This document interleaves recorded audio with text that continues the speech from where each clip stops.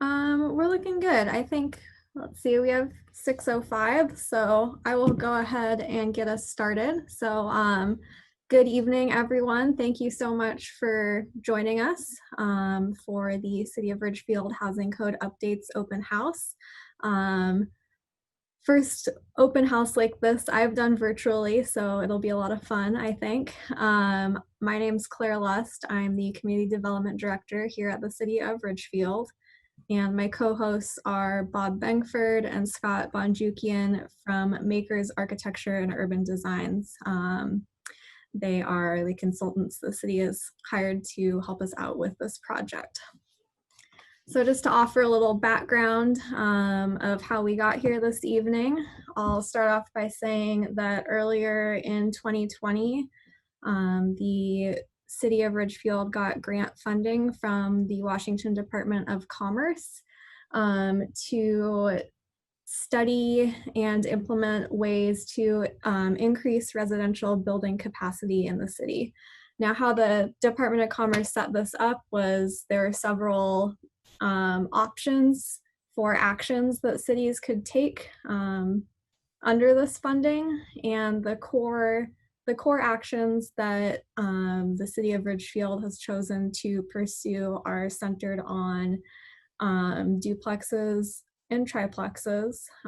So under our definitions, that would be 2 or 3 units on one lot. So the focus being on improving design standards around those housing types, clarifying the processes through which they're developed, things like that. So in the early phases of this project, Bob and Scott and I and other city staff have been working on sort of two preliminary actions. The first of those being a code audit.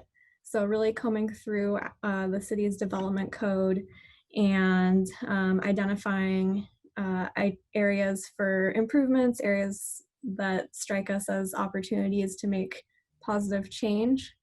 And then the other thing we've done so far in the project is Scott and Bob have conducted about 8 stakeholder interviews with folks from the development community, elected officials, appointed officials, and a few other folks in order to get some more specific personal feedback on how our existing housing standards are working and what those folks see as opportunities for improvement.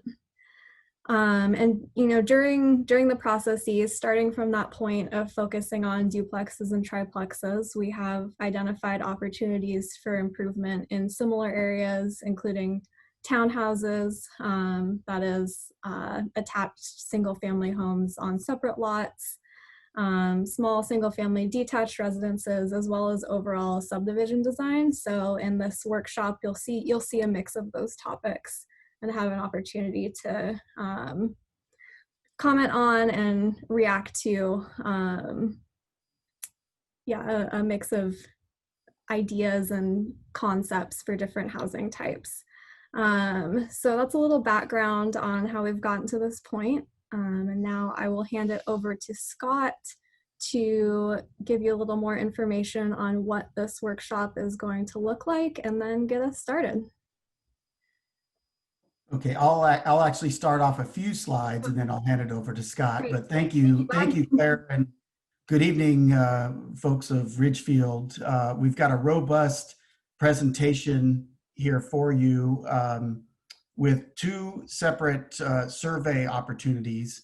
There's quite a bit of technical code stuff in here, but we've got a lot of photo and graphic examples to try to make sure that everybody understands things. So we'll do a little background first, and then we'll get into a visual preference survey, and then we'll get into the actual concepts that we're proposing to go along with the survey. And we'll do some real-time polling on the survey that you'll be able to do from your computer or your phone. And then hopefully we'll still have time for discussion, and we'll wrap it up by 8 o'clock. So some basic housekeeping items is there's a project webpage here, and this meeting will be recorded to make it more accessible, and it'll be available after the meeting. So for folks who aren't seeing this live, they'll be able to after the fact here. And other materials, including a PDF of the slideshow, will be posted on the website. So if you like something there or want to see something later, you'll be able to. And we'll put a version of the survey, actually both surveys, on make those available online. Some other things on here that at the bottom of your screen, I believe, or maybe it's the top, there's a Q&A button. And if you have comments or questions at any time, you can tabulate those in, and one of us will be looking at those. And later on, when we do the survey, that's where it'll be particularly helpful.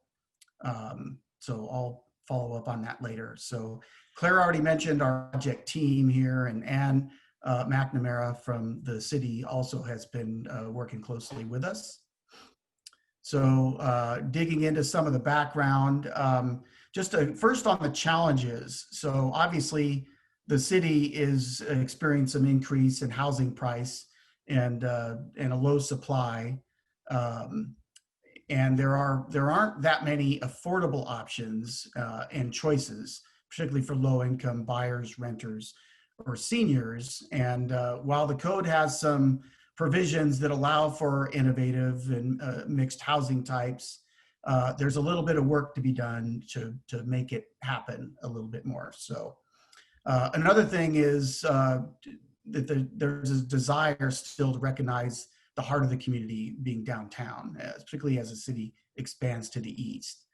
And then just a few project objectives. A main thing is to facilitate a greater variety of affordable and attractive housing options. Secondly is making the code easy to use and more predictable. And through this process, obviously trying to provide opportunities for folks to see what we're doing and to provide input to help guide where this goes. And ultimately providing some clear choices to the city's decision makers as the project's adopted. So Scott, take it away on some additional background here. All right, thanks, Bob. So Claire mentioned this a little bit. These are the specific code actions that are being required or encouraged through the Department of Commerce grant. The emphasis of our projects that we're going to be talking about tonight is the two required actions to promote duplex and triplex housing. And while we're working on those specific actions, because we're digging into the code anyway, we're also going to work on streamlining the standards for other types of housing. Next slide.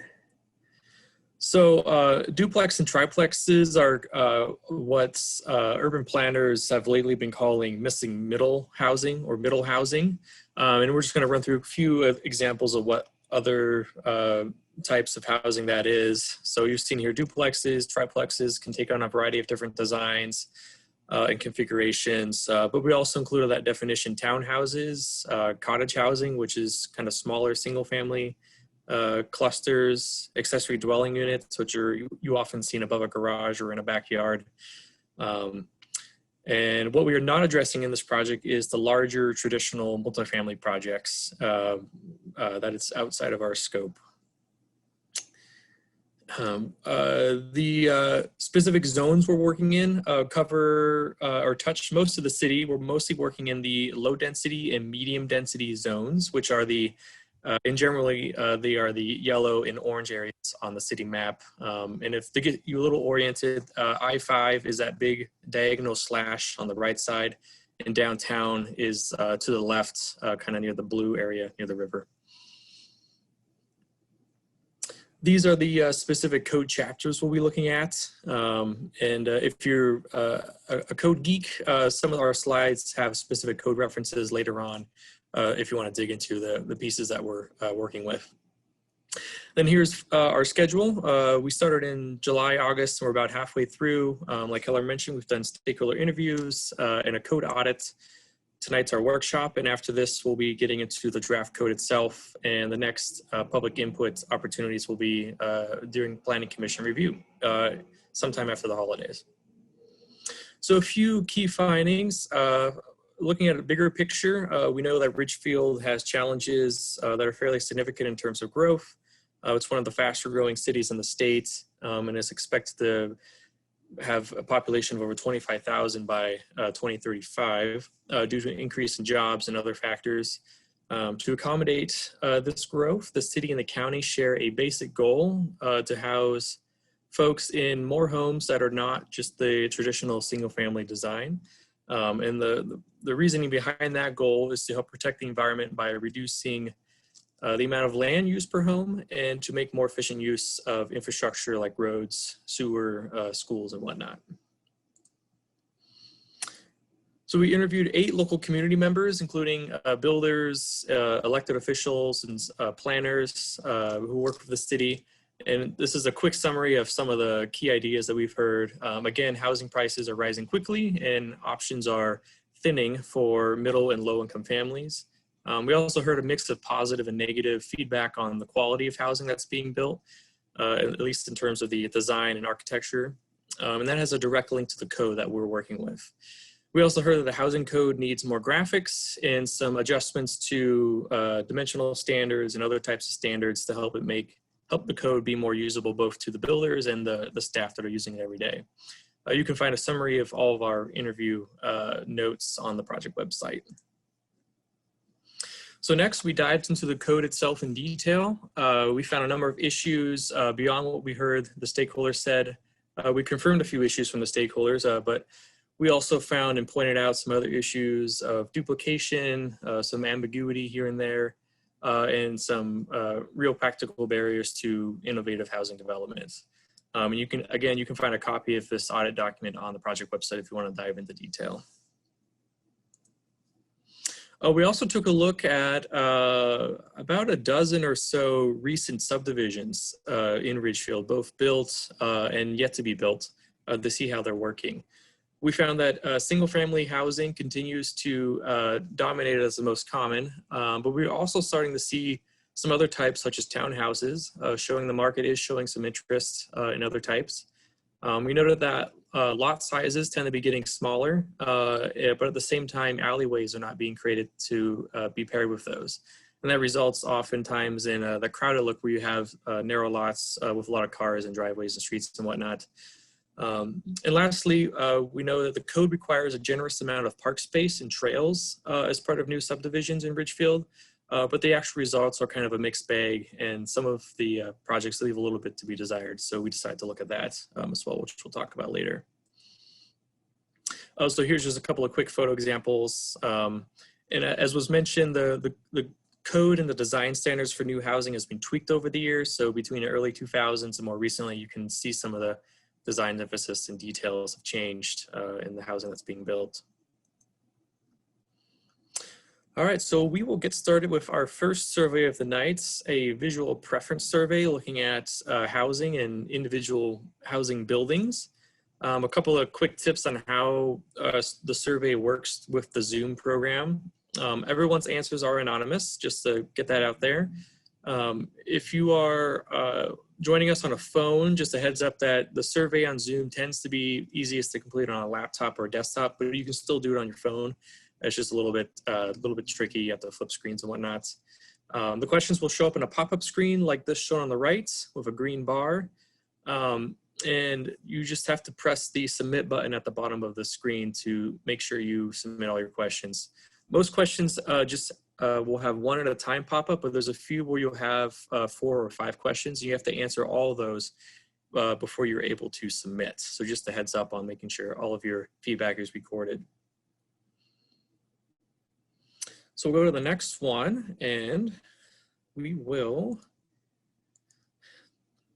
do our first poll to get a little bit of a read of the room. And our first question here is, who are you? Asking for feedback on if you live in Ridgefield, work here, or any of these other descriptors apply to you. So we'll keep this open for 10 seconds or so, and then we'll see the results.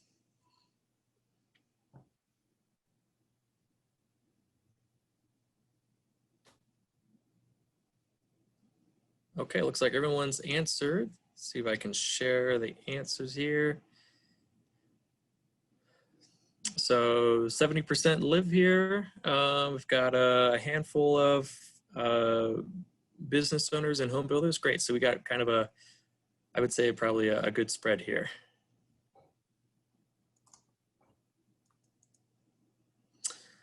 All right, I think we need to, we'll go ahead and go to the next screen. And I think, Bob, did you want to go ahead and describe the answer choices coming up? Sure. Well, it's basically 1 through 5, and 5 being best. So with 5 being great example, 4 being generally good, 3 is neutral, not sure, could go either way. 2 generally dislike, and 1 if you just really hate it. And again, if you wanted to add any comments on those, feel free to use the comment box. Maybe there's something you like about it and hate in the same image, which is very possible. So, all right, so we'll do a quick test question here. So if you see this house and you drive by it in Ridgefield, how are you going to feel about it?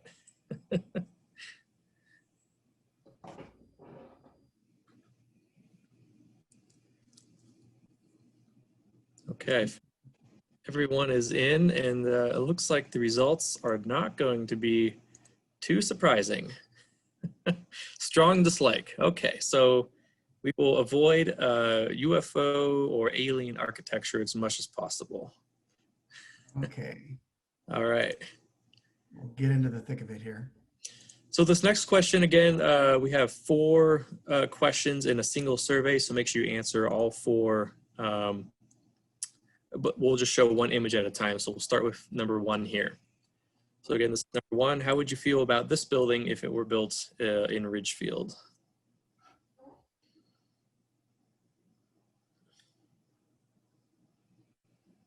We'll probably just give it a few seconds. I'll probably move on, Scott, you think? Yeah, I'll move on here. Okay. Going, because we won't see if they've polled until the end. So we'll give about 5 to 8 seconds per image. It's just a quick snapshot. Yep, no pressure. This is just kind of a more fun exercise.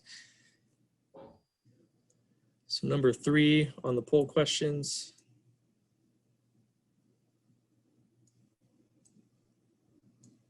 All right, we'll move on from this. And number 4. So And these what would be called attached single family from the city's code definition. Move on to number 5. yeah, so make sure you pause there. Make sure everyone clicks submits, and I'll go ahead and end polling for the first bucket here. And we'll start the next set of images. So it says number 4 on the slide, but this refers to question number 1 on the pop-up poll here.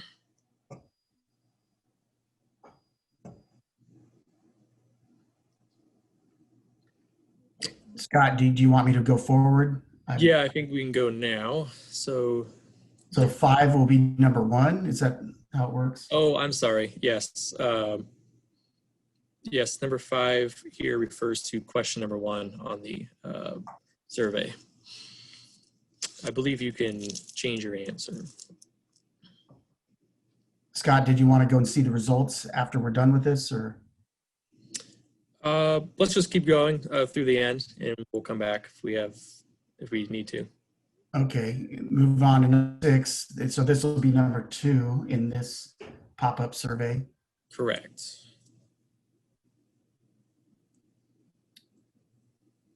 And then number 7 will be number 3 on the pop-up.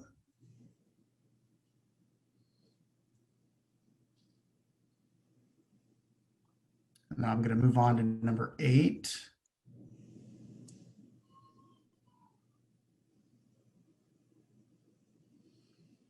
And I think this is the last one, number 9. Oh, Yeah, so we'll end this. There's one more bucket to bring up. So go ahead and end the polling for that. Make sure you click submit.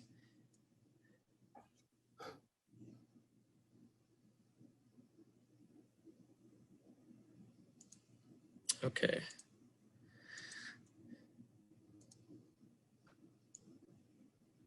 Our last one in this set. So image number 9 refers to, again, question 1 on the poll.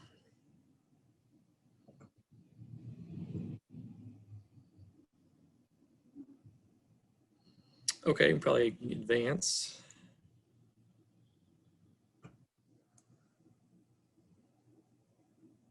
So 10 is number 2, and I'm going to go to 11. Will be number 3 on the pop-up survey.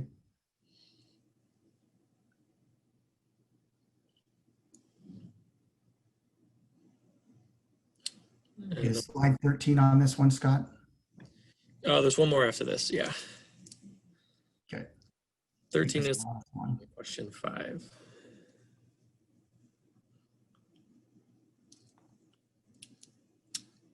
All right, great. We're getting some results. Just make sure you hit submit. We'll end it in a moment here.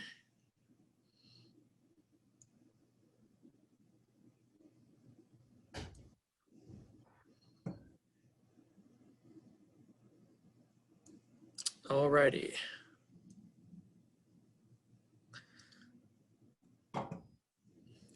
So, Bob, did you want to go back through these or jump straight to subdivisions? We could go through them really quick. Okay.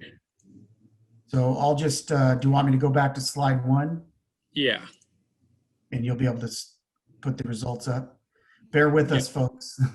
Some of this is a learning curve for us too. So, so is that correct? 60% generally like image 1? Yeah. Okay. 1 generally dislike. And then number 2,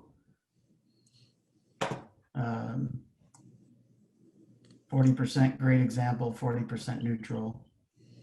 We had 5 voting on that one. And this is an example actually built in Ridgefield. So we mixed in a few local examples. And number 3. This is also in Ridgefield.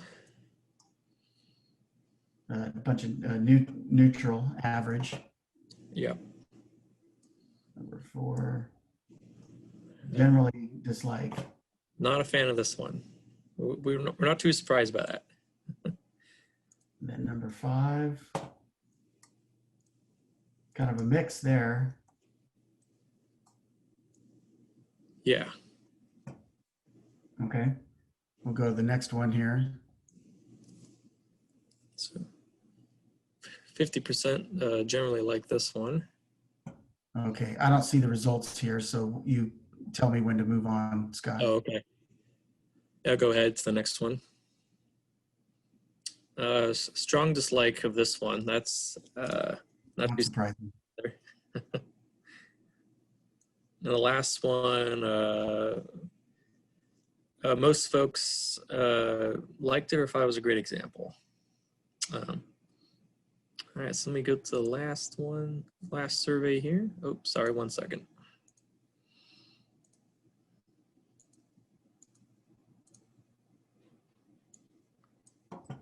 Let's see. Okay, I believe this one, if I'm reading this right, number 9 had a strong dislike. Oh, I wonder if there'd be a difference from the front instead of the back. All right, number 10.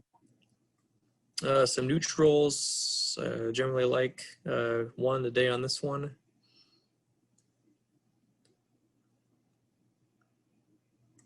Answers were all over the place on this one. Folks liked it or really didn't like it.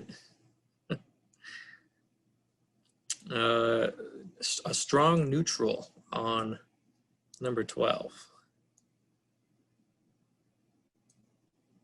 Either neutral or dislike on 13. Okay. Hey, Bob and Scott, we did get a comment in the Q&A that that was going a little fast for voting.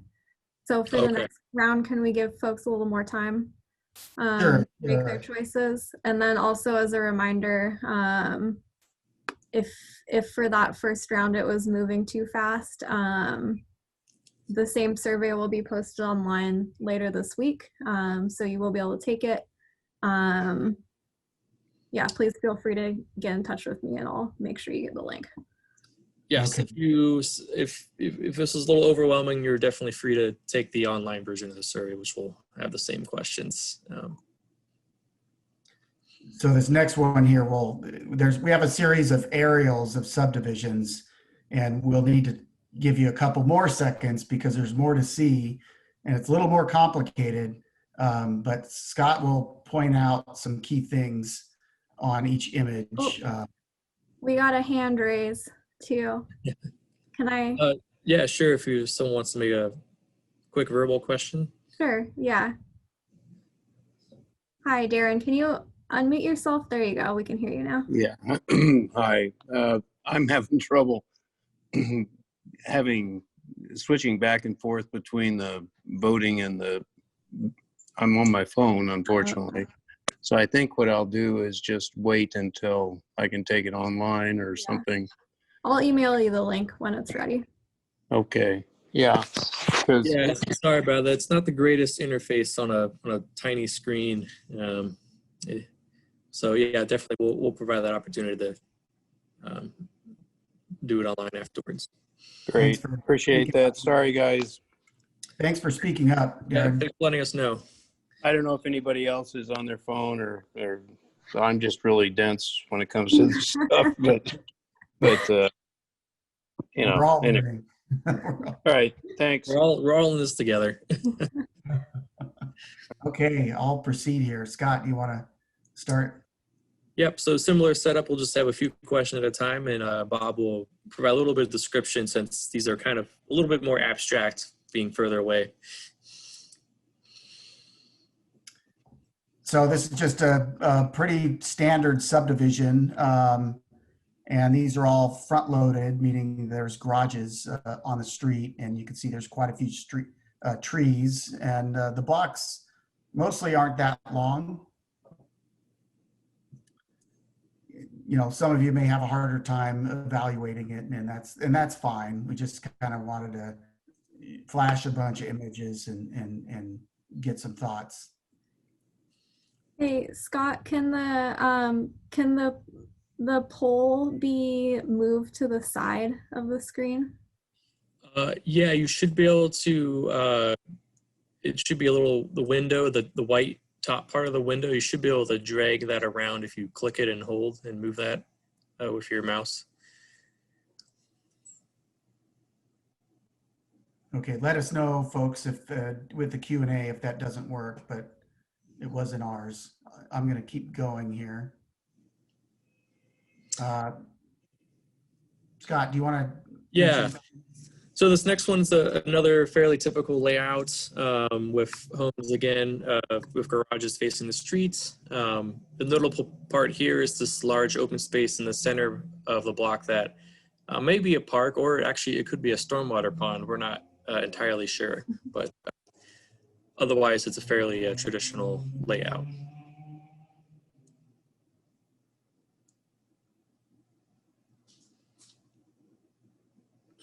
Let's go on to number 3. You want to do this too, Scott? So this one is actually in Ridgefield. The notable items here are the mid-block pedestrian connections. For example, on the right side at the end of the cul-de-sac, you'll see there's a sidewalk leading out to the street. And there's a couple of other pathways and parks between houses.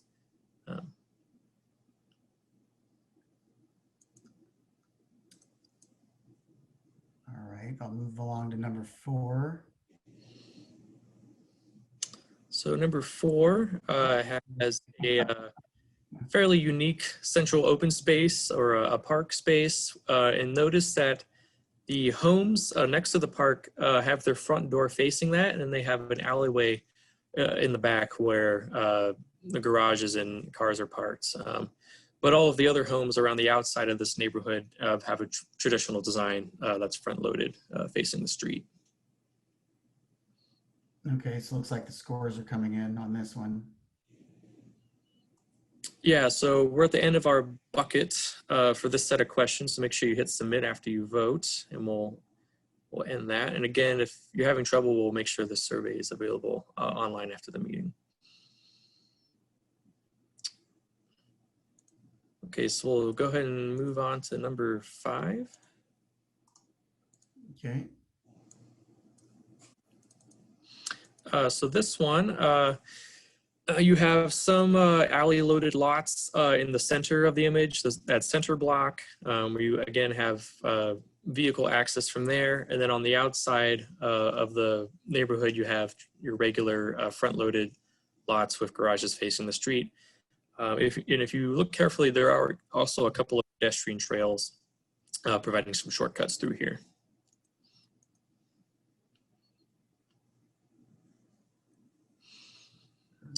All right, next one. Here we have a little bit more of a regimented layout, kind of more rectangular grid. The central blocks all have alleyways and access, and 2 of the blocks actually also have homes facing on a trail or what might be a linear park on the kind of the upper right side of the image. And then again, all of the homes on the outside perimeter are front loaded.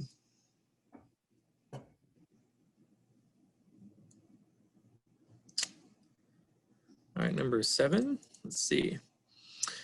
Here is a bit more intense design. All of the east and west streets have front-loaded homes with regular driveways, but the north-south streets have parallel alleyways, and those serve on the kind of on the right side next to that boulevard. Those alleys are serving small lots and small homes, and on the left side of the image, those alleys are serving duplexes and triplexes, which are indicated by the number 2 for a duplex and number 3 for a triplex.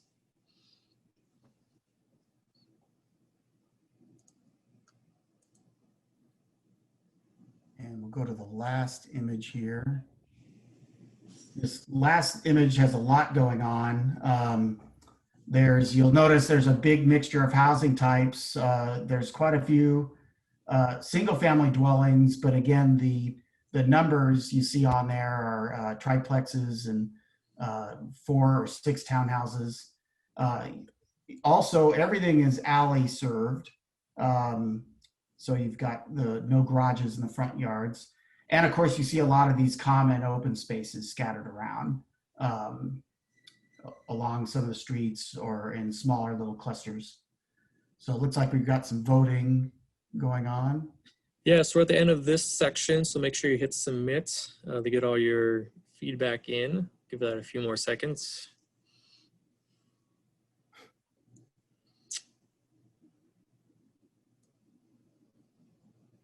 Okay, so we'll end the polling there. Did we want to go over any of these? Yeah, let's go back because I'm curious too, and I didn't really. So I'll go back to 1. Okay.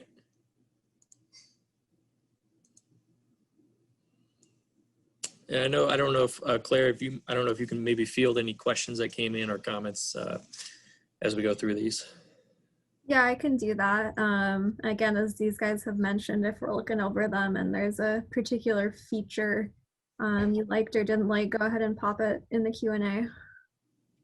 So it looks like more than half said good idea on the number 1. And then number 2, lots of neutrals and a couple of not goods. Image number 3 was mostly almost all good and great, not surprising. And image 4 here has some good ideas, but a couple people that said bad or not good. I'm going to switch to number 5.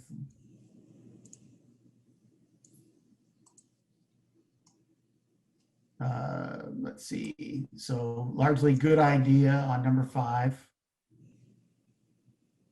Number 6, pretty much down the middle, which is not too surprising. There's some probably good and bad stuff there. Number 7, a kind of a mix, some good ideas, some not good, and some very bad.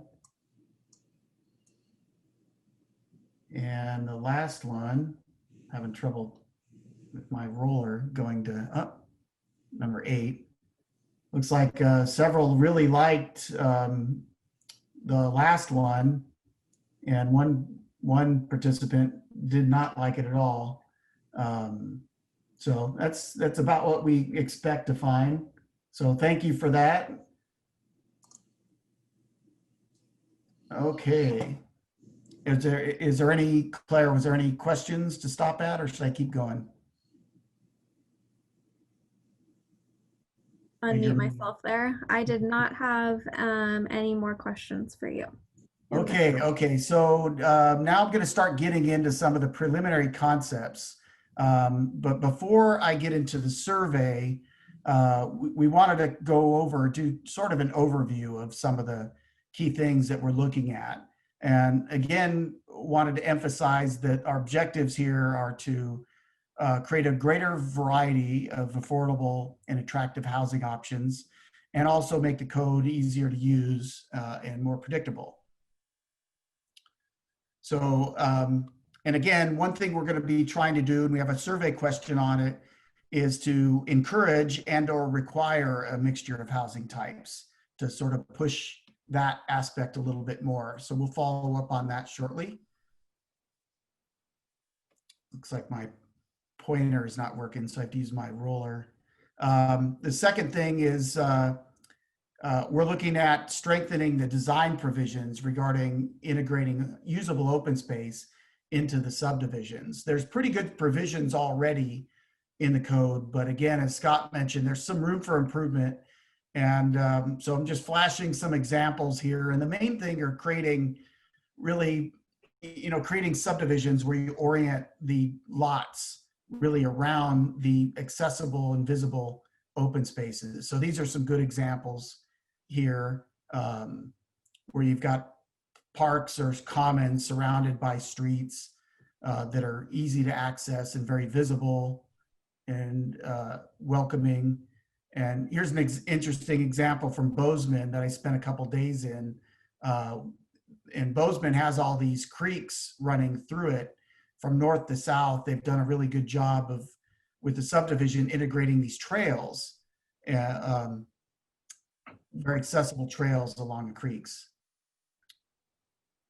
Another thing we're going to be looking at are the rear setbacks, or just making sure that there's some minimum usable open space for lots. And we'll have a survey question coming up on that. And, these are just some images that we'll show again later that kind of touch on this issue. Another thing that we're thinking about is potentially eliminating maximum building coverage standards. And the reason for that is if we're able to adjust some of the setbacks or consider some of these minimum usable open space standards, it sort of makes building coverage not necessary, or it just becomes more of an annoyance to the builders, and it just doesn't do much. So building coverage is basically everything under your roof that's covered. Doesn't include driveways. Well, speaking of driveways, that's part of impervious area standards, which the city has. But one thing we thought of doing is having sort of a sliding scale impervious area standard based on the lot size, rather than just these hard and fast limits based on the different zoning districts. And there's a lot of things that we're looking at to make the code easier to understand. So we're doing lots of use chart cleanups, providing links, just making it easier for folks to understand and to flip through. One other thing is that the RLD, low density zone 4, its minimum and maximum density is both at 4 per acre, which is kind of an awkward, meaning that your subdivision has to have exactly 4 units to the acre, which isn't easy. So we're looking at maybe providing a reasonable range kind of around 4, like 3.5 to 4.5, just to make it a little more usable. So now we'll get back into the survey here. So we'll go through the same survey drill. I think you kind of understand how this works. And to remember, Scott, are these in bunches too, or are these individual? Most of these are just one question at a time, so it's should be a little bit easier to get through. Okay, and again, here we have a lot of images, so we're gonna, for the most part, try to go through this quickly and then come back, and hopefully we'll have time to do a discussion. And this is where it'd be good to get the raise your hands in the chat because some of these are complex a little bit, and it'd be good to have a discussion about them. But first, we're going to try to get through them because we have 14 questions and a lot of images with each of them.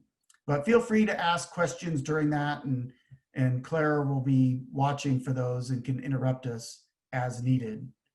And again, I think we went through the tools here. Use the Q&A tool to either write your question or provide your comment, or raise your hand. But mostly we'll kind of wait on the raise your hand until the discussion. And the same scoring choices, 1 through 5, 5 is best, and 3 is neutral. So these first 3 questions really look at trying to get a variety of housing options, or a greater variety. And I think Scott mentioned it, or Claire mentioned it before, that the city's goal is to have 25% of the new units be other than detached single family. So again, duplex, triplex, townhouse, to really get a mixture. We asked Claire what the stats on that are, and the stat she gave us here is since 2018, only 3% of homes that are being built here are not detached single family. So that means we're not meeting our goal. So we need to do something bigger to meet the goal. Is quite simple. So getting a mixture of housing types, again, I think Scott went through these. So some, like this subdivision here, integrates some townhomes and some small lot single family, as does this subdivision. We've tried to zoom in on the right there. But in other communities, you see examples like this where they've mixed it up a little bit more. And so you see a mixture of the 2s for duplexes and triplexes, and how they've mixed in some open space. So there's other ways that it can be done. So this is the first concept. And so on this one, we're actually looking at requiring a mix of housing types in large subdivisions in the low density 4, 6, and 8 zones. So this would apply to subdivisions with 5 or more acres of developable land. And the idea is that you require at least 3 different types of housing, and that no more than 75% of the units be a single type. So the qualifying types could even be, your basic standard single family, but one extra option that we've had is even small single family. So we're suggesting 1,600 square feet because most of the houses being built, I think Claire gave us a number, I can't remember, it's like 2,400 or 2,800 being the typical home size of the new homes. And so it's hard to find these small homes, especially small single story homes. So that's an example, as are duplexes, triplexes, cottages, and even we would count accessory dwelling units to be a mix in this type. So we did this in the city of Carnation in King County, and we did this model for this strawberry farm site that was within the city limits to show how you could meet such a housing mix provision. And so there you can see we mixed in apartments, townhomes, cottage, and single family, as well as actually some apartments there too. So the question is here is, what do you think of that concept of, you know, the existing approach isn't really working. So what if we propose requiring some mix like this, where you have some options? Looks like folks are voting, so wait a minute here until we get at least most of the folks. And while people are voting, I do have a question to share from the Q&A. The question is, does this mean that a duplex or triplex would be considered one unit? So you would have 4 duplexes per acre in an RLD4. I believe the answer to that is no. Those would still be. Yeah, they count as a fourplex is 4 units, triplex is 3, but we'll get into another alternative on that in the next question. So we've got 7. I assume by now that we'll probably be ready to move on. Okay. All right. So the next one takes more of an incentive approach to mixing housing types in the same zone. So the deal here is to apply strategic discounts to the how you count the density for the housing types. So there's some current provisions in code for cottage, carriage, duplex, and triplex that go this direction, but it's relatively hidden in code and it's not being utilized. So we think that we can really build on that and expand it a little bit more. So the concept here is to do some small single family dwellings. So again, up to 1,600 square feet. If you do some of those, they can be counted as a half dwelling unit. So you get a 2-for-1 deal for small single family. And then depending on the zone, you know, you can't just do all of them. The graphic at the bottom kind of explains that you could do, you know, 1 out of 3 of the homes, you could do this. So you can actually get more units out of it, depending on what zone you're in. And then cottage housing already has a provision whereby, you know, your maximum cottage size is 1,500. And because they're smaller, again, you get the 2-for-1 deal with cottages. And you have to cluster them. They're in clusters of 4 to 12 units. And there's lots of design standards. They're oriented around open spaces. So, and then for duplexes, it would be a similar deal. As long as the duplexes are 1,200 we've even considered up to 1,600 square feet to give the 2-for-1 kind of a bonus for density. The other part of this is saying that you could do a corner lot duplex, and that would be free, and those would count as a single family no matter what on a corner lot, provided you meet some design standards.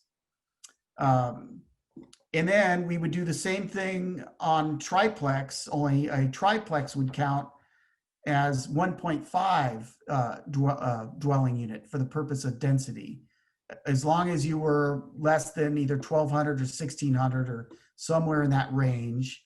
And you didn't, you know, you only did a certain number of them depending on the zone, provided you met triplex design standards. And lastly, townhouses do the same thing. If 1,200 square feet is about 2 bedrooms.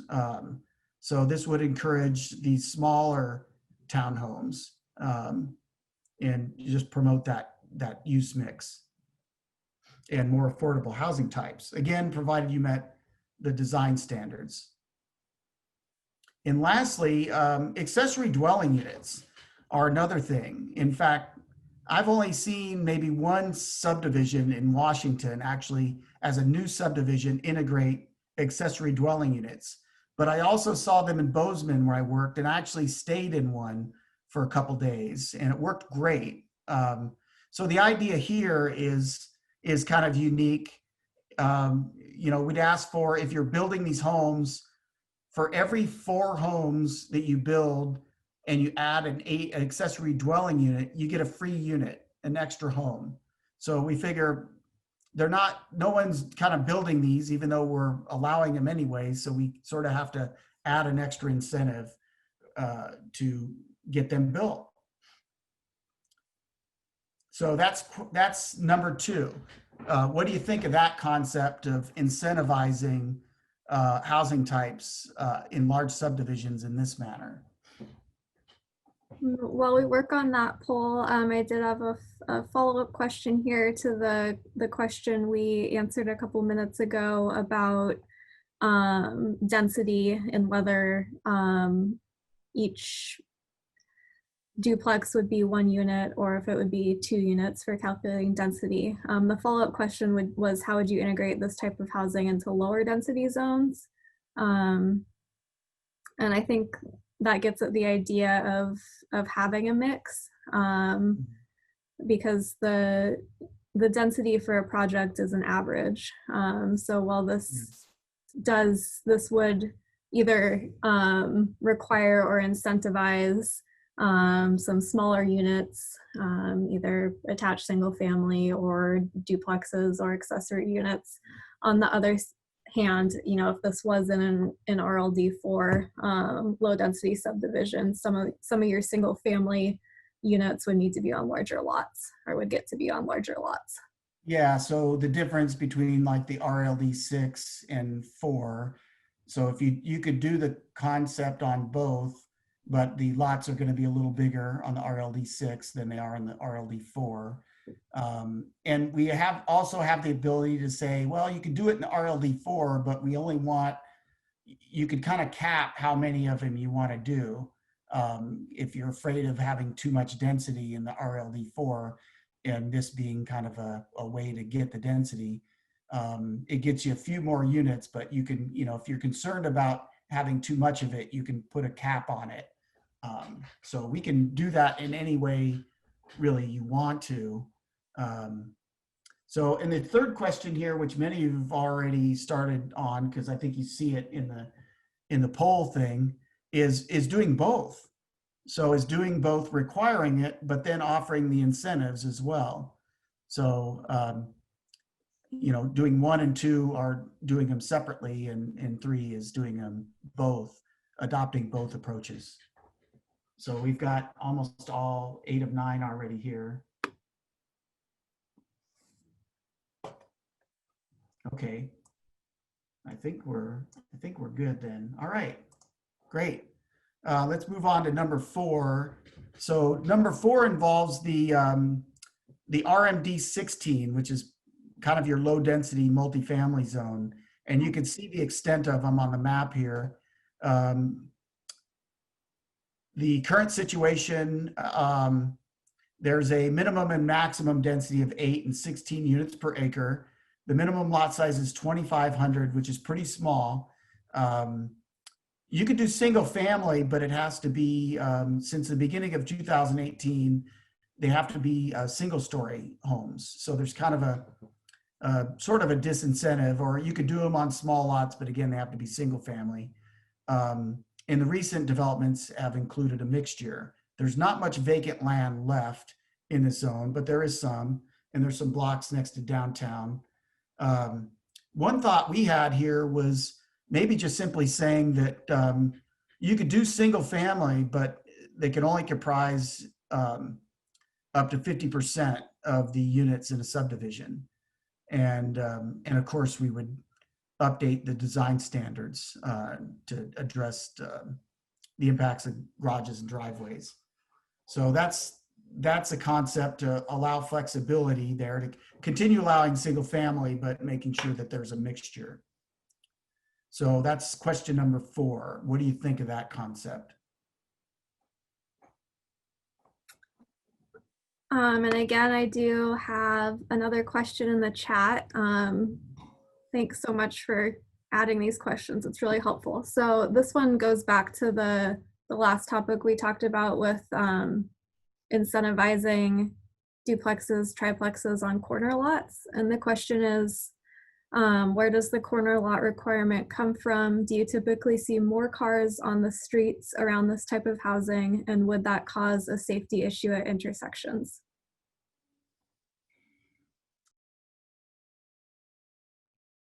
Bob, you're muted. Unmute. Okay, thank you. I guess there's always the chance if there's more units, there's the potential for there to be more cars. But what we're suggesting is that we got a slide on this later. For duplexes, usually suggest you have your driveways on opposite streets for duplexes. And they would have the same space as a single family. So you could kind of look at it that way. Scott, if you have anything else to add on that too, but that would be my answer. Yeah, not at the moment, but we have a whole section on duplex and garage and driveway standards that we'll get into that. Mm-hmm. Yeah, and we didn't actually propose some of those duplex provisions or getting a unit for free because the RMD 16 is already kind of a mixed, it's a higher density zone and provides that mix. So we didn't automatically include those extra incentives, but that could be an option. Mm-hmm. And I'll just add a last point to that, which is that the city does have engineering standards which govern like the distance between the driveway and the intersection. So it can't be too close to interfere with traffic, and there has to be appropriate site distance as well. And that's something we work closely with our engineering team when we're reviewing subdivisions to make sure those standards are met. Okay, thank you. Well, I'm getting thunder outside right now here. Hopefully you can't hear it. So question 5 involves the downtown transition area. And it's outlined in black here, and you can see the street, some of the street boundaries. One of the basic provisions is allowing flexibility to do have offices and have some of the commercial use spill out onto some of the homes, but largely to keep the character.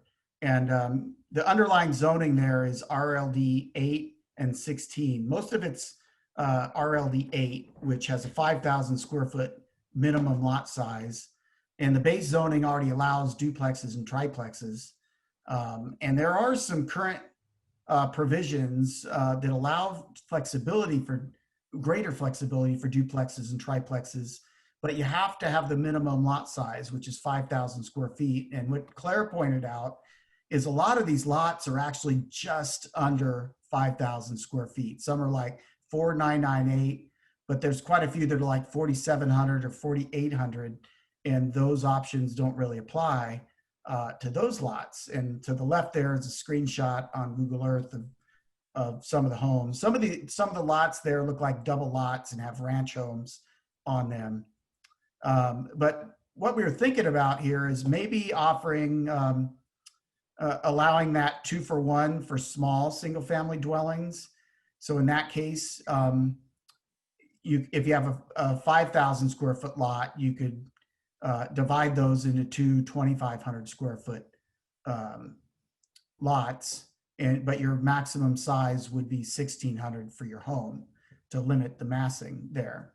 That's not too much different from what the current provision is for duplexes, but this allows for detached single family, so that's a bit unique. The duplex thing, we're suggesting that these be allowed on lots as small as 4,700 and using that as the cutoff rather than 5,000. Allowing duplexes by right on corner lots that meet that size. And then again, for any other lots there, at least 4,700 square feet that you would allow duplexes there, provided they meet the design standards and each unit is no more than either 12 or 1,600 square feet, whatever threshold we end up going with. So what do you think of that concept? Again, it's to try to encourage a little bit more infill development on those lots.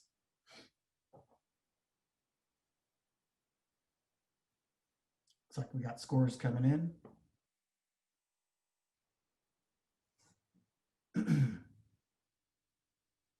All right, I think we've got a little bit of a mostly positive, but some mix.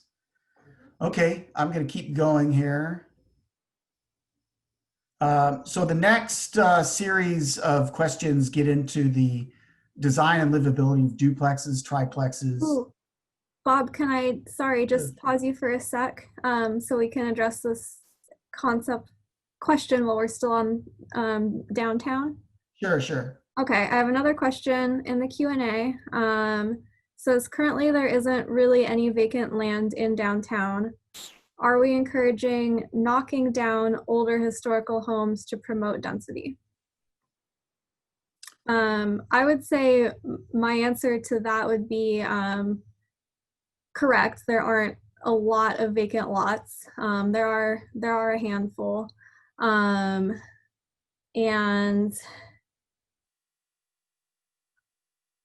I think to answer the second part, we wouldn't be encouraging it. I think this, for me, this question came from, I have in the past year or so gotten a couple questions from folks who own property downtown who want to redevelop it, and there have been significant limitations. So it would be driven by property owners. I would say as staff, we would be coming at this from the angle of creating more options for property owners, not necessarily encouraging knocking down older historic homes. But yeah, that is a different way to look at it, and something we should definitely think about, of like what the risks are of this. So thanks for that question. Yeah, I can add on to that, and just doing street view and kind of getting an idea of these streets. You see a mixture of homes, and many of them look like they're in pretty good shape, and people really take care. There's some great looking gardens actually. So I could see a combination. There's some homes that look like, they're smaller, and they could be, taken out in favor of like a duplex or two. And in fact, I noticed that on Google Earth, between the aerial and the street view, I saw one example of an old home taken out and replaced by two homes. I think it was, I can't pinpoint the street, but it was on the northern edge of this overlay area. So there could be some lots that do it, but I wouldn't expect a widespread use, because people probably like their homes, and the homes are, they're valuable, and it costs a lot just to tear down a home and build two new ones. So I would expect if you adopted something like this, it'd probably be kind of an incremental thing depending on the lot and economics. Any other questions, Claire? Comments? Not right now, no. Okay.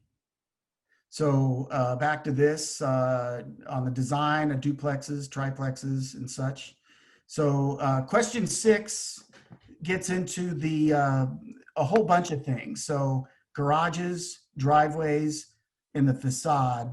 There's some existing standards here regarding parking and garage size. There's some protective provisions that limit it, but still you can build, as you've noticed, you can still build some developments with a lot of garage out front, as you've seen with some of the projects here. And I think one of the goals is try to prevent this type of look where it looks more like a garage scape than a neighborhood. So some of the concepts that we're looking at are sort of tightening this up, especially if you're adding these things in to try to allow more infill or duplex townhouse housing types. So one concept is saying revise the garage rule and let garages be no more than half of the facade on for one of these buildings, whatever a duplex or triplex, along a street. The other alternative, of course, is to have an alley, and then you don't need any garages on the street at all. So it becomes a non-issue in that case. Also looking at limiting the driveway width and extent. No more than half the width of the lot, or no more than 20 feet for individual driveways. Really, an idea there is making sure that you configure it to still allow for some on-street parking. So there's enough separation between the driveways, ideally. And then, of course, if there is quite a bit of garage, to make sure there's enhanced design of the garage doors and the areas around it. The other parts are distinguishing between the units. So having a different covered entry for each unit and having different roof line or facade articulation. So you articulate the units like in the sketch in the photo there to reduce the perceived scale. Or the alternative is to make it look like a single family home, like this example here. And Scott pointed out the only way you know this is a triplex is by the 3 mailboxes on the porch. Otherwise, it looks like a single family home. The other things that really make a big difference are the windows. You saw the ones on the left in the visual preference survey. You know, when windows don't have any trim or recess, it tends to look kind of cheap and not give a lot of character. So what we often suggest is either require trim, at least 3 inches or 2.5, or a recess. You know, a recess of even 2 inches adds for some shade and shadow that adds to the depth of a facade, or other treatments that add depth and richness. So if you look at the far right image, it doesn't meet either the recess or the trim, but it has enough other things going on with the window panes and the dark trim around the windows. The other thing, as I mentioned before, doing a duplex in the corner, putting the covered entry and the garage doors on the opposite streets to again give it more of the single family look. So altogether, this is kind of the concept of making all of these adjustments. So the question is, what do you think of these concepts of kind of tightening up the design standards for the driveways, garages, and the facades for duplexes and triplexes? All right, looks like everyone's almost done.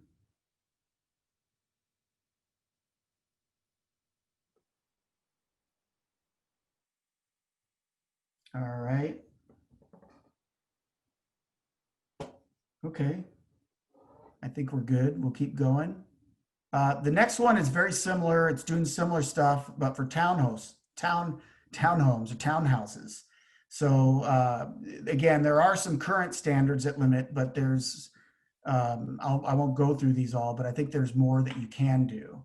And townhouses are particularly hard for, if you front load them on a street, you're going to have a lot of garages. So usually what we say is, unless you have wide townhomes, more than 30 feet wide, and use single car garages, usually it's better with an alley or this shared driveway around the back. Otherwise, it's just going to be a garage scape. And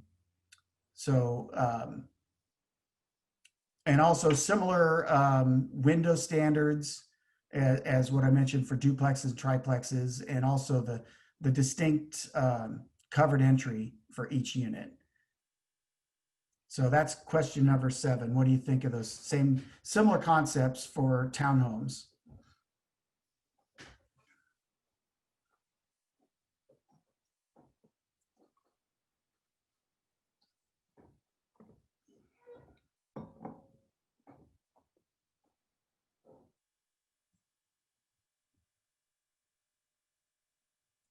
All right, I think we could probably move on, Scott. Okay. Again, we'll come back to these a little bit later. The next issue gets into open space and usable open space for units. So there are some standards for this now. 400 square feet of, I believe it says common open space per unit is what the code says, and it's a little bit confusing. But what we're looking at is clarifying that it may be combined with decks, porches, other outdoor spaces, providing some minimum dimensions to make sure that it's not a 5-foot narrow strip that you can't really use and has no light. And also, you know, front yards can actually be usable, but usually you need like a low fence or a hedge, and you need good access to it. It can't just be, you know, if there's a lot of grade separation, it doesn't quite work. But you can sort of do a design like this with porches and kind of a courthouse design. to make use of that open space in the front, particularly if you have a garage in the back and your alley served.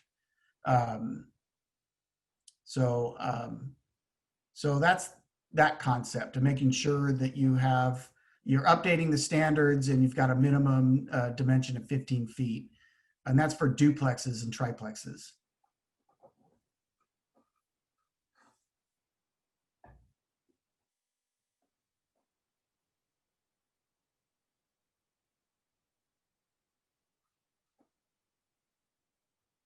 Okay, we got 7. I think we can keep going here. All right. And again, similar for townhomes, there's some somewhat confusing standards currently that we think we could make some improvement on. So some concepts here, clarifying that you're looking at about 200 square feet per unit. Because townhouses, they're smaller, it's really harder to get the bigger open space that you might get for a duplex, for instance. We probably still need some minimum dimensions, but probably not, definitely not 15 feet. So the minimum dimensions will be a little less than that. And also clarifying that, you know, you could create front yard open space and make it work. Balconies, rooftop, or ground floor space. So you see on the left there, our little fenced in space in the front yard. In the middle, it's balconies, but there's actually some ground floor space in front of it too. And in the lower right, these were actually, I lived in one of these townhomes for several years. And we had the backyards that were about 15 by 15 ground floor space that were very nice.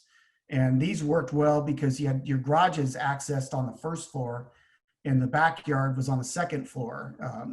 And that worked pretty well. So those are just examples of different ways that you can make it work for townhomes. So let us know what you think of this concept. That's question number 9.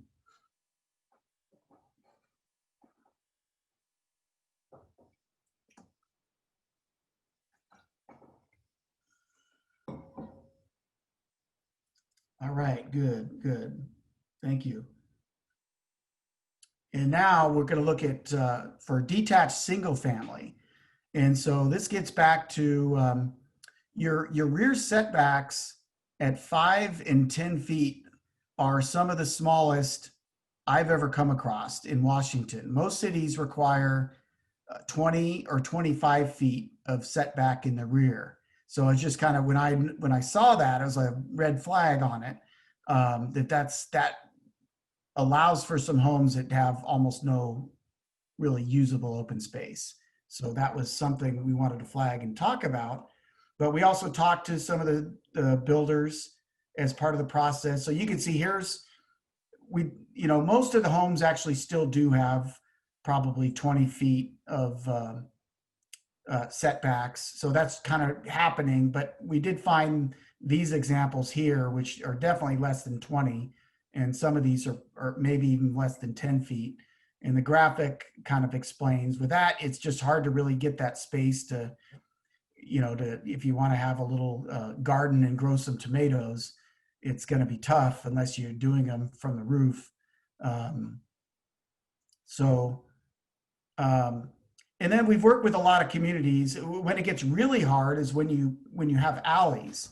And these days, rather than the olden days when you did alleys and you had your garage separated from the house and you had your yard in between, as lots have gotten smaller, they're attaching the garage to the house, and you end up with these units here where you've got totally unusable side yard, and then you're wasting the back with the driveway and this awkward space between the driveways that you have poor access to and is out there exposed to the alley. You can kind of see the fenced in option there.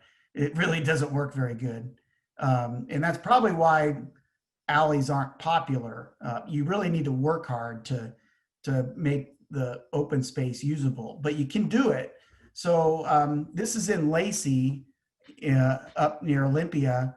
And this guy in the here in the blue is actually the developer of these subdivisions, and he did a pretty good job of integrating these side yards. So this is like a zero lot line concept where the side of the adjacent home doesn't have windows or it's got glazed windows. And so there's alley in the back. So they kind of use their side yard, and this is 15 feet wide. And that's what we found to be the threshold of a kind of a usable yard space. When it gets down to 10 feet, it's not, we didn't find it really usable. So what we've come up here with is trying to make sure that each lot has at least 10% of the lot area with a minimum dimension of 15 square feet. And so this shows a number of ways that you can have with an alley, and you can configure it, whether it's on the side or in between, or you're doing a zero lot line and pushing things to the wall. And then Scott did a bunch of other configurations, whether it's front loaded or alley loaded. And you have a really unique provision in your code, which actually allows or requires covered open space. So that helps. And so what you can do is you can have actually have only a 10-foot setback and still meet this if you've got your covered space next to some of the 10-foot setback, like in this, I don't know if you can see my cursor, but the example on the far right.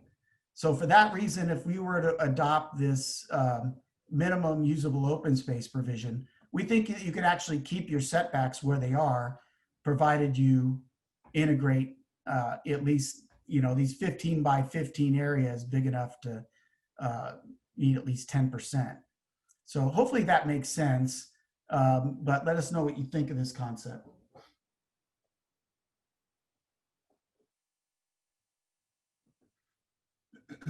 Okay, looks like we're getting mostly support for that. All right, I think we can keep going to number 11 here. Okay, the last one in this series is looking at integrating a setback variety. Right now, your minimum setbacks are 15. And, when you're getting these small lot subdivisions, there's potential to end up with images like this, where you have just a row of homes with all the same setback.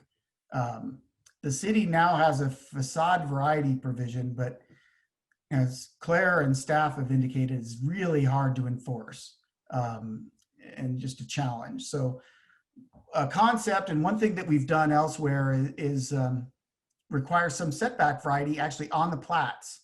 And so this would require that no more than 3 homes in a row have the same minimum setbacks. So what you would do is every 4th home either have an increased setback or an actually reduced setback. And so you can reduce the minimums by as much as 30%. If you have a curving street, this goes out the window because that kind of solves your problem. And the other thing that we're proposing is to allow porches to project up to 6 feet into the front setback. So that alone will help. But this next graphic here kind of explains how that could work. And it would be more implementable because it's shown directly on the plat. And then, so when you come in for your building permit, you have to meet your setbacks, and these would be on the plat. So it's more enforceable. So let us know what you think of that idea. I have a comment here in the Q&A that I think will be useful for us if we refine this concept, which is the comment is, sometimes I see cars parked on the sidewalk. Most cars are longer than the driveways in some of the subdivisions. Yeah, and in that case, we would still require a minimum setback for garages. And I can't remember, is it 18 or 20 feet? Don't you have our standard is 18 feet from the sidewalk to the garage or carport door. So that would stay. We wouldn't change that. But good point.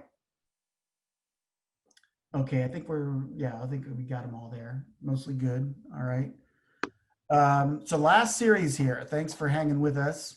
So this gets into the subdivision scale, more of a, it's less about individual duplexes and triplexes, but it relates to the whole the whole thing and the livability and the character of these whole subdivisions. So we'll look at trails, alleys, and particularly design along arterials and collectors. So this first one is trails, and you already have some provisions saying, okay, you have a trails plan, and the city requires if you do a subdivision, and one of these trails shows up on the trails plan, and you're doing a subdivision in that area, it's a condition of approval to do that trail. But what we're looking at is maybe going beyond that. And I did want to show you, this is that same image from Bozeman, to show you examples of subdivisions that integrate trails. And so you can see here, it's trails in a park, trails that for mid-block connections on long blocks. Here's an example in Issaquah that has trails running through it. Again, I'm not sure if you can see my cursor, but there's a kind of a diagonal trail running from the top end to the low end. And I spent a night last February jogging all through this whole development on these trails, and it's really cool. Another example where I've never been to, but this is in South Jordan, Utah, which has some really interesting subdivisions and a lot of parks and trails like this and interesting designs. You can see the street view showing these at street level. And then here is an example. Scott and I did a project in Post Falls, Idaho. And we were looking at ways to integrate trails there. And mostly we kind of did an example subdivision for this one vacant site next to an existing one. And we tried to show how you can there meet the block standards and connectivity standards, but also integrate parks and trails. And so the concept that we've come up with is more of a prescriptive approach here, and would say that for bigger subdivisions, you would need to do 1 lineal foot of trail for every 3 lineal feet of the perimeter of the subdivision. And so this subdivision that you see, that barely meets that requirement. So this kind of gives you an idea of, we try to come up with something that's doable and reasonable, but also helps meet your goal, and also might get you trails more than just what's on the trail plan, because everybody says that these are even more than parks. Everybody loves trails. It's everything I'm hearing in all of these communities, that's what folks are asking for. So here's an example of that. So what do you think of this approach? Just being a little more proactive and having this prescriptive standard.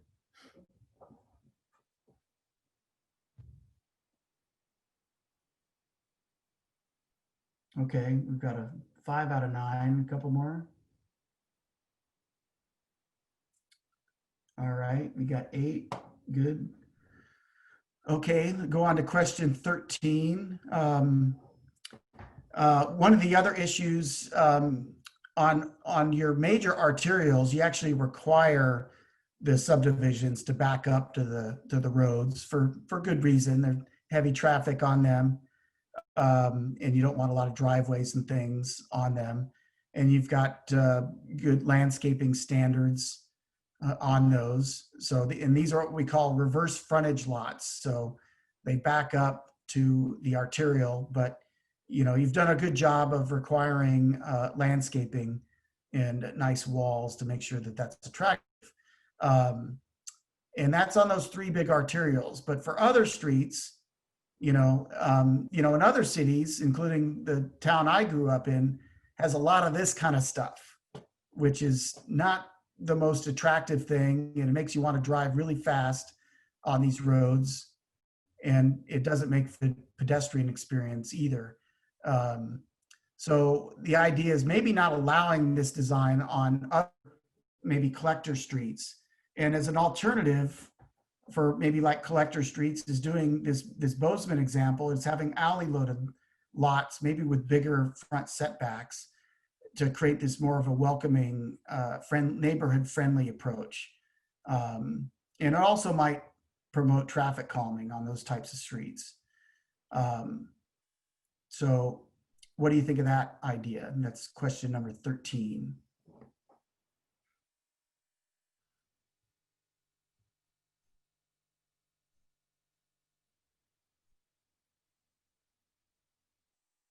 All right, so mostly positive answers there. Okay, and then the final question is on alleys. I think there's very few alleys that have been built here. You're seeing a lot more alleys being built up north and in other states, especially as the lots get smaller, and bringing in some of the neo-traditional designs. But there's some benefits and drawbacks to them. So obviously, when you have an alley, you don't have the messy garage stuff on the street and the driveways. So that improves the streetscape. It also allows for more narrow lots and allows you to get more of these duplex and triplexes in those housing types in more easily. But, you know, you can argue that it's a little more infrastructure by adding the alleys. It adds a complication to subdivisions. And you have to work harder to get usable open space, which I can kind of understand and at looking a lot, but it still can be done, as I've showed to you in some of those other examples. So these are just some examples of photos I've taken over the years. You know, where you have bigger lots, you can integrate alleys like these two on the left that still have driveways in them. But when your lots start getting smaller, you need to probably conserve space like these examples. So you've got some usable open space somewhere else on the lots. And then these are just more examples. You saw some of these earlier examples, including various types of alleys. This is in Post Falls, Idaho, one of the few places there that did it. Bend, Oregon examples. And Edmonton, Scott found this one. Examples here that separated the garages from the houses on longer lots. So the proposal here is looking at, if you have a bigger subdivision over 3 acres, is looking at maybe requiring up to a quarter of the lots to be alley served. But maybe offering some flexibility on that. So, you know, if a developer wants 20%, but they've done other design features to really minimize the impact and address the housing type variety. So, you know, usually I would like to have a prescriptive standard on these things, but maybe having a slightly open the door to a little bit of flexibility. And then having, of course, some design standards on alleys regarding lighting, design, and again, making sure you got your minimum usable open space. So it looks like folks have already voted, or, oh, here we go. The question, okay. And I have a couple more things from the Q&A while we're pausing to answer the poll. The first goes back to the last question about walls. It's a comment, some walls are nice brick or precast, some are for boards and look cheap. Maybe some standards are needed. That's definitely a good point. Yeah. And then one question, are alleys private roads or public roads? Who maintains? And I do think that's a conversation if we, you know, based on the feedback we're getting, choose to move forward with some of these alley concepts. That's a conversation to have with our engineers, our public works department. The example I can think of in Ridgefield currently is Taverner Ridge phases 10 and 11.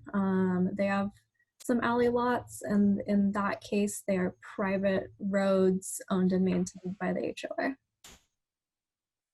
Sure. Well, we've got some time here. I think what I could do is go back to the beginning of the survey and double check the scores again, and that'll allow. Do you want to share out some answers?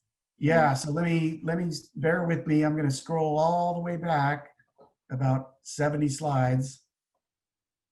So the first one was requiring the mix of housing types, and I guess we'll have to, oh, that was fast. Okay, so we have mostly good here. I know we only had 7 respond here. And this is where we're going to also, hopefully we can get some folks to review this and do it online. And so actually in everybody's homework here is to try to tell a friend or a neighbor to try to get other people to fill out the survey, so we have more folks. But thank you for all of you who are sticking with us tonight to look at this.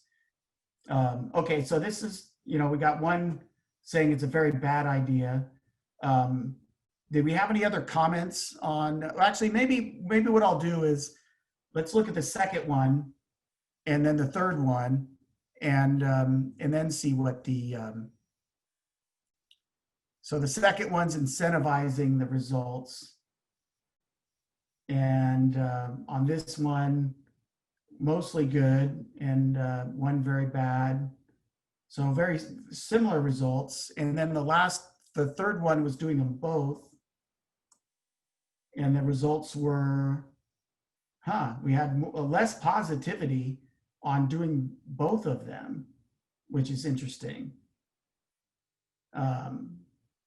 3 neutral, 2 great ideas. Any comments on this? Does anyone, if you prefer 1 and or 2, but this is bad, I'd be curious to know why. And if there's any comments on why all of these are bad idea, I'd be curious to know why they might be bad. If anybody's willing to share their comments. If not, we'll just keep going. And you can raise your hand and actually talk to us too, if you feel so obliged.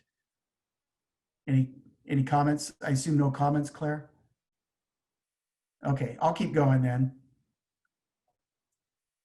Let's see, I gotta switch here. So single family and RMD 16. So this one was mostly good with some neutral. Okay, well, I think that's mostly good then. I think we'll keep going, and of course we'll find out what other folks think of this. Let's go to number 5, was the overlay area for the transition, allowing some of that flexibility. So actually some 4 out of the 8 here said great idea, 1 good, a couple neutral, 1 very bad. Okay. All right. Any comments on that? Nope, I'll keep going. Let's see, what's number 6 here? Number 6 is the design garage driveways for duplexes, triplexes. A lot of great idea, good idea, neutral, no bad ideas. So that's very clear. Okay. Any other comments there? Just interrupt me if you have comments, then I'll assume there are none unless you're speaking up. How about for number 7 in townhouses? Same, okay, great idea. All right. How about number 8, open space for duplexes and triplexes, tightening up that a little bit. Okay, so again, great, 1 not good, but very positive. And I assume number 9 is the same for townhouses. Okay, I got pretty much all positive except for a couple of neutrals. Number 10, open space for which one am I on? Open space for detached single family. Okay, so again, this one very high, 3 great idea, 4 good, 1 not good. Okay. And then number 11 is the setback variety. Okay, so great idea, good idea, 1 not good. All right. Number 12. The trail standards, so most 5 for great idea, 1 for very bad. Any, still no comments? Okay. And I think number 13 was the reverse frontage concept. Some neutrals, mostly good idea, great idea. Okay. So it looks like we're kind of heading, everything's mostly been positive. How about alleys? Okay, again, mostly positive. So it looks like there's mostly support for these concepts. Hopefully you guys can't hear my daughter, my 9-month-old daughter screaming in the background. So next steps, unless there's any other questions, we could go into next steps. And again, Scott, if you want to hit this again. Yeah, thanks, Bob and Claire, and thanks everyone for participating and sticking through with us. Looks like we're going to wrap up here a little early, but we appreciate the feedback. And again, we'll try to make all the surveys available either tomorrow morning or the next day. So definitely encourage colleagues and neighbors and whatnot to help get more feedback on those concepts. After all that feedback comes in, we'll be reviewing that as we go into the actual code drafting, where we propose amendments to the Ridgefield Municipal Code, and that'll probably take us a month and a half to 2 months to polish before it goes to Planning Commission. Planning Commission will review that draft and give us feedback at least a couple meetings, probably sometime after the holidays at this rate. Those will be public meetings and probably virtual online like this as well, given where we are. But that'll be another venue for feedback, because you'll be able to respond more specifically to the detailed code that we develop. And then after that, we are anticipating this Planning Commission will forward their recommendations to City Council, and City Council will consider adopting the code amendments in the spring. All right, thanks, Scott. And then again, this is being all recorded, and we're going to make stuff available on the website, as Scott had mentioned, and the survey. We're going to try to make the surveys available as well. So it looks like there's a couple of hands raised. Yeah, I can go in and let's start with, here we go.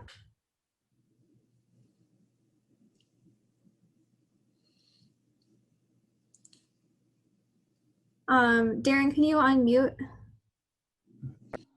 There we go. Sure. I didn't have anything.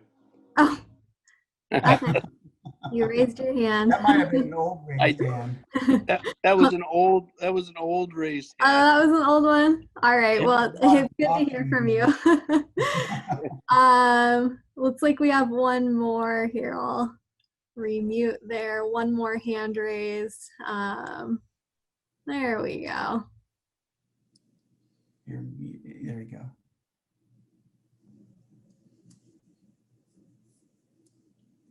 Hello. Hello, am I live now?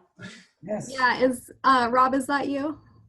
Yeah, my wife Tana and I are both watching. It's under her, we're both participating. Anyways, I just wanted to give a little bit of input regarding, it was about 2 years ago, I was at a planning commission meeting, and several folks at that meeting were talking about the perimeter wall on the backside of Kennedy Farms. And, you know, it's a very long wall. It's probably a half a mile long, and it's all built out of, I think, like number 3 cedar or fir or something like that. And it's already, anyways, the complaints from the public and some of the commissioners I heard talking about it was that the wall, it wasn't very attractive, and that it was already starting to warp and twist and split and stuff like that. And then going back about a year prior to that, I was at a council meeting, and I heard some folks talking about another wall on Hillhurst where Taverner Ridge had a real nice brick wall. And then the developer started another phase right by that big oak tree over there, and he built the wall out of wood. And then he started another phase a little later on, about another year later, and he built it out of brick. And so people were like, well, I wonder why they built the cheap wall here in the middle, and we got the brick walls on each side. Anyways, I think we need to, it would be good if we had some standards on the walls so they were consistent. And that was my only input. Thank you. Thank you. All right, looks like we have one more hand raised.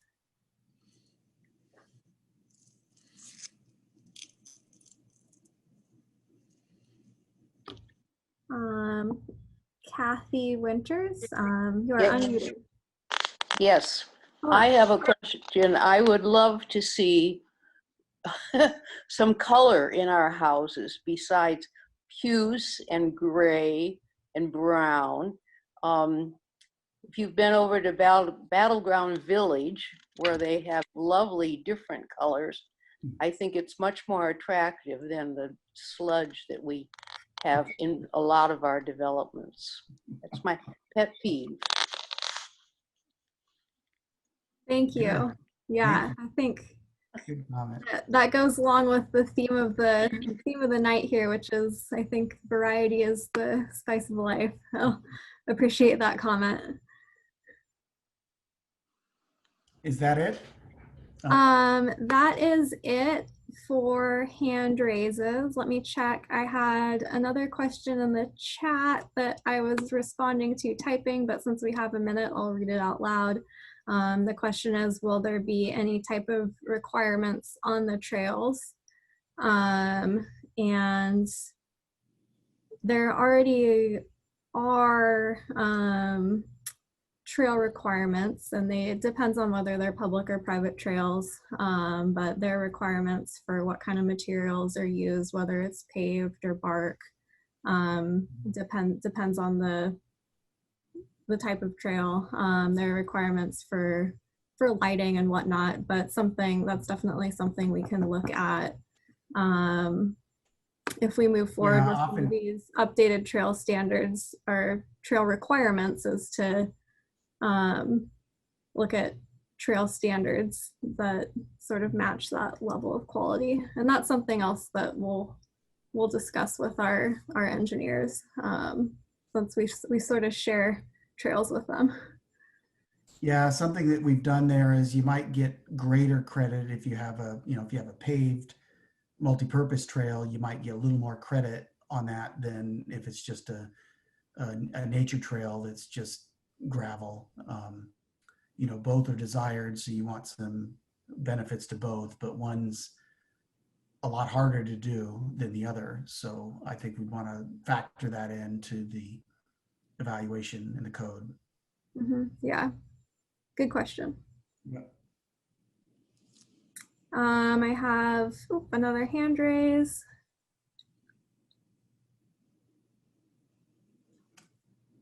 Hey, Claire. Hey, Ryan. It's great to see your face. Great to see everybody else in this time. I think the point you just made about the type of trails, and obviously the level of trail obviously adds cost or complexity. And you mentioned credits. What credits were you referring to for a higher quality trail? Well, I was mentioning that you would have a prescriptive requirement for trails. And so what we might, I had said, 1 lineal feet for every 3 lineal feet of the perimeter. So what we might do is adjust it, and maybe it's, if it's a multi-purpose trail, you don't have to provide quite as much. But if it's a soft surface, just a gravel trail, you might need to provide a little more. So we would probably adjust the prescriptive standards to make it, if you do the more expensive, harder trail, you don't have to build quite as much of it. Something like that. So credit for your required open space that's already currently required. The quality, Yeah, the quality of the build out would some of the credit you get towards that number. Yeah, you would. Okay. The trails would be credited towards your open space. So what your 25% or whatever the number is, that space that you're building the trail in the surroundings goes towards that. Yes. Okay, yeah. Well, Claire probably knows how my answer to that is actually something I know my members in the building industry has been asking for. They want to do higher quality. Sometimes it's actually easier for them to do it than for someone else like a city or jurisdiction to put in something after the fact, because they're already there and they already have the manpower. So they just want to be recognized for that extra effort. So I think it's a phenomenal concept. I really support it. I'm glad you mentioned that. Thank you. Yeah, thanks for that comment. I think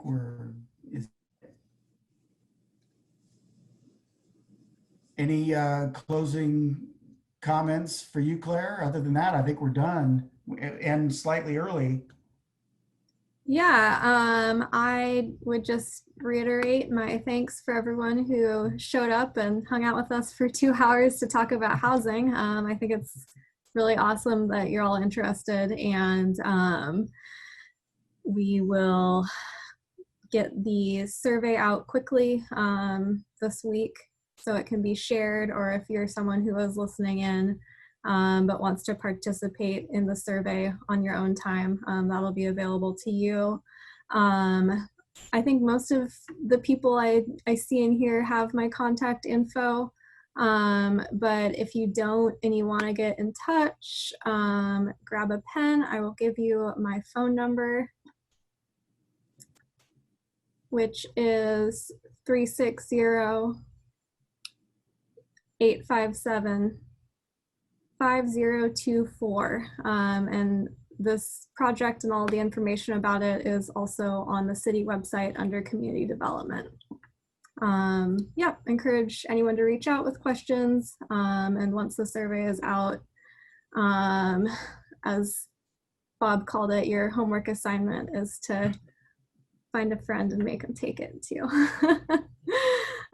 With that, I think we're just about out of time. So thanks again and have a great evening.